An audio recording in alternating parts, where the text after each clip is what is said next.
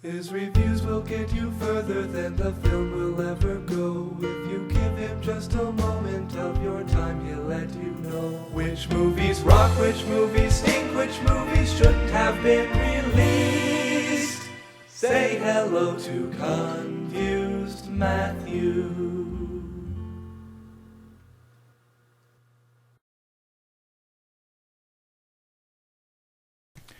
There are two really big movies that I have never seen, and I really need to do something about this, I know. The first is The Godfather. Yes, I have never seen The Godfather.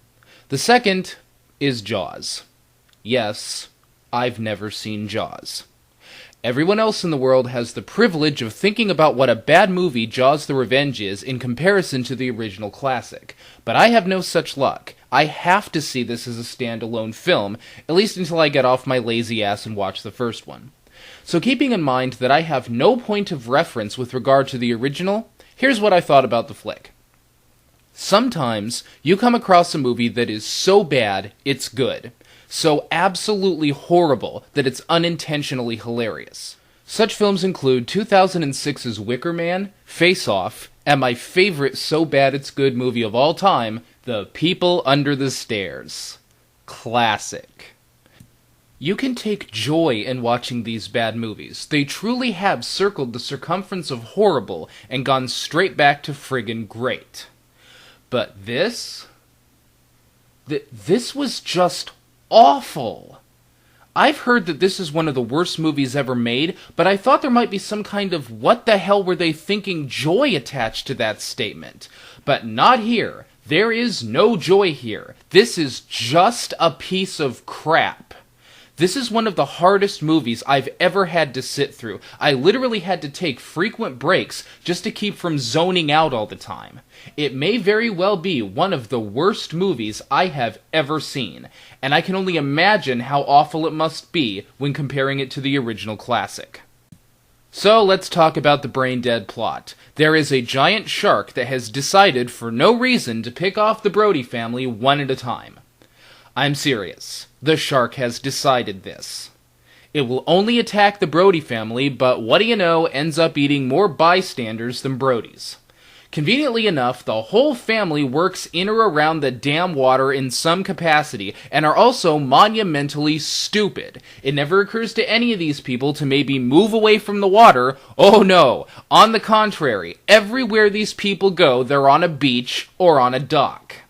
Listening to this woman talk about how she wants the whole family away from the water as they're on their way to another oceanside location makes me want to bang my head into the wall a few dozen times.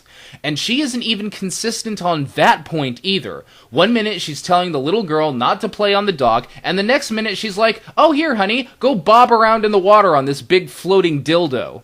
And that's not even the half of it. This family makes it so damn easy for the damn shark to pick them off that I can't tell which is stupider, the shark or the humans.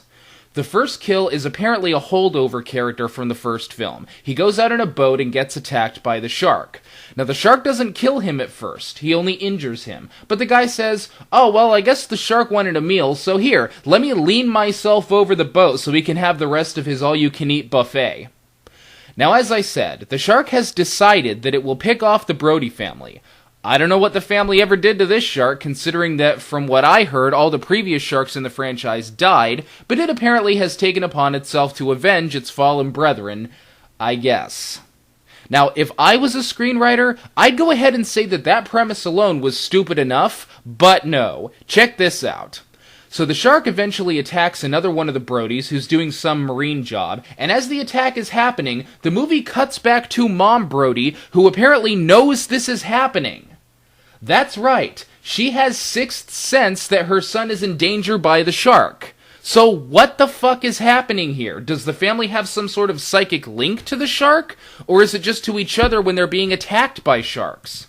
Why the hell didn't she sense when the first dude was being attacked? And where the hell did the shark ESP come from? Are these people distantly related to Aquaman, for fuck's sake? That's how dedicated these people are to delivering you a bad movie. They just couldn't take any chances. They had to make this the most retarded thing ever. The dialogue is awful. Michael Caine is wasted in this shit, and for a movie that is this dirt stupid with regard to the plot, it takes forever for anything to actually happen here. Most of the film is comprised of Ellen Brody talking about how the shark is coming for them, like we didn't get that the first 50,000 times. The climax to this film is worthless. First of all, this mom, who has told us 1,000,000 times that the shark won't rest until it gets the whole family, goes alone in a boat to force it into a final showdown. She isn't planning to kill the shark or anything, she apparently wants to sacrifice herself. Even though she jumps out of the way when the shark finally attacks her the first time. What exactly is her strategy here? If the shark gets her, it'll just pat itself on the back and go for the next Brody, and this woman knows that. Eventually, all the main characters get on the boat and actually devise a plan to kill the thing. I don't know about anyone else, but if I couldn't convince my family to get away from the water I was constantly taking them to, killing the shark would be my next idea, rather than spending my whole time whining that the shark was coming after me.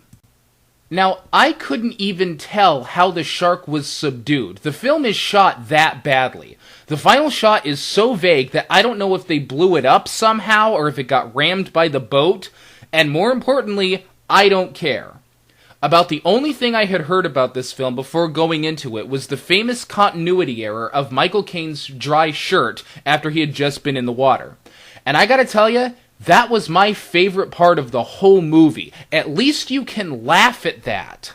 I can't even muster up enough emotion to come out and hate this thing. It just depressed me. It was an amazing lack of effort all the way around, and it just makes you feel bad for all the writers out there who have good ideas but can't get them off the ground. Meanwhile, we get a story about a clairvoyant shark and the dumbest family ever to sit around brooding for a half an hour. Move your stupid family away from the stupid water. The end.